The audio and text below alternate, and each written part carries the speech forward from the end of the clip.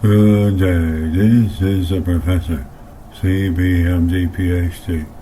It's today Saturday, March 14, 2026. It is 4:54 and 19 seconds, p.m. Eastern Standard Time. And today, I'm going to be telling a story about my adolescence. So let's hop to it here. In the year 1991, I had powerful creative visions, innovations, and inventions that drove my ambitions towards my intellectual future. My visions were the monumental memories of the beginning of my adolescent lifestyle. My favorite scientific topics were lasers, hologram engineering, mathematics, physics, and component-level electronics. I originally had a laser and hologram laboratory in my parents' basement and enjoyed renting books from the North Bay Public Library. I had the motive to further my intuitive investigations and scientific endeavors. I found myself learning and taking notes on laser parameters, intensity, and duration of hologram film exposure. As a curious youngster, you would often find me in libraries, especially in the audiovisual department, searching for answers. I also had a tremendous amount of imagination when I was young, and loved spending hours in my room, drawing and creating schematic designs for my imaginative inventions. My parents often found me getting into trouble and stealing from garbage bins, curbside trash, and scrap yards. Scrapping industrial electric and electronic heavy-duty power transformers, electronic rubbish, and industrial circuit boards. I found myself in trouble stealing anything I could get my hands on, which I thought might be interesting to take apart or utilize for my basement laboratory, as I was super visual and wanted things for testing, building, and experimentation. In my later years and scientific adventures, I had turned my parents' basement into a laboratory scrapyard, which made both Mom and Dad very upset. My dad found out I was stealing and brought everything back to the original owners. I was upset with my parents and found myself in arguments and fights with them. When I was around 16 years old, I told my mom that I was going out to a party with one of my buddies, a group of guys, and a few girls. When I arrived at the party, we all sat around a circle, and my buddy tried to get me to smoke marijuana, so I said what the hell and took a puff. But I did it out of anger and rebellion against my parents. And then one of my other buddies forced me to drink almost 2.5 cups of pure vodka, and he wanted me to drink more, but I refused and said no. I was thinking that could be dangerous, and I did not want to harm myself. Later in the night, I was feeling pretty dizzy and fell asleep at my buddy's house. Much more, I woke up still intoxicated, decided to go back to my parents' house, and started fighting with them, throwing furniture around.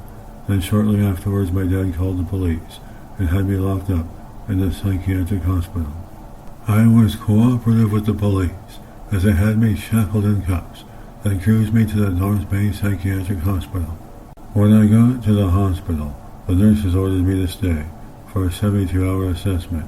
I was calm, cool, and collective, and told them I was fine and wanted to go back home.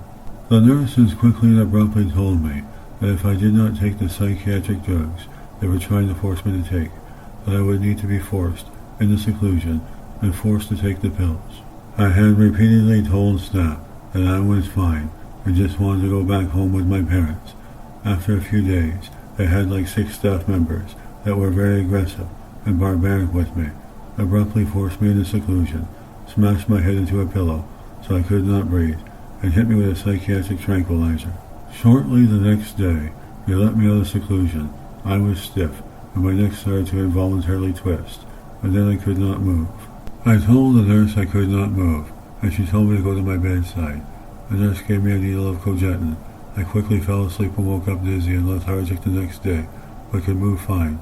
The only thing is, I felt a sharp nerve pain to my neck to my head. Furthermore, I think the psychiatric drugs they forced me to take made me very sick, then on afterwards. There was no detox, no cleanse, no recovery, no intervention, no prevention, no education, or any alternative solutions to undergo therapy for my family problems. It was simply forcible confinement, lying to my family members, and falsely diagnosing me with schizophrenia, and forcibly drugging me against my will, which made me feel like crap. It has been the same cycle for 30 years now. Hospital lockups against my will, forcible confinement, forcibly drugging me, damaging my reputation, which cost me my liberty, my freedoms, and my life. I only tried marijuana once in my life, had not done any drugs, and do not have a remote history of substance abuse. I had not drank alcohol, had not smoked cigarettes in my entire lifetime. In fact, I'm against mood-altering substances and study toxicology.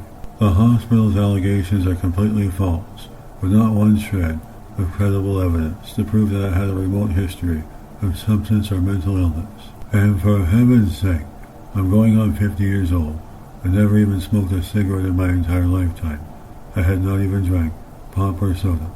Sodas or pop is loaded and contaminated with benzene, xylene, toluene with alcohol, microplastics, aluminium, artificial additives, caramel colorings, and dyes.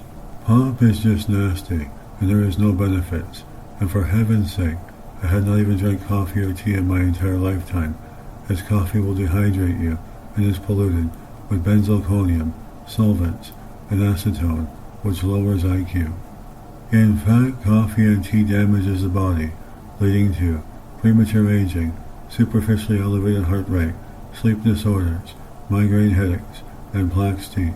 There is simply no benefits to coffee or tea. Overall, throughout my introspection and chapter on adolescence, you can typically see that I was obviously an innocent child with a lot of ambition, dreams, and hope for the future. In my perspective, healthcare professionals can be self-centered, selfish, and only care about money, especially when gambling vulnerable children's lives for the sake of their future. We need more education to encourage and help children increase their intellectual potentials, lengthen their life expectancy, not the other way around. And you know what I mean. Thank you so much for listening to my autobiography. My story was written by me. My code name is Will. I'm Professor Christopher Brunet, leader of research, scientist, ufologist, psychic, computer technician, computer programmer, philanthropist, writer, mathematician, artist, photographer, film producer, chef, animal, and nature lover. My passion is world peace. Have a great day. Good day. This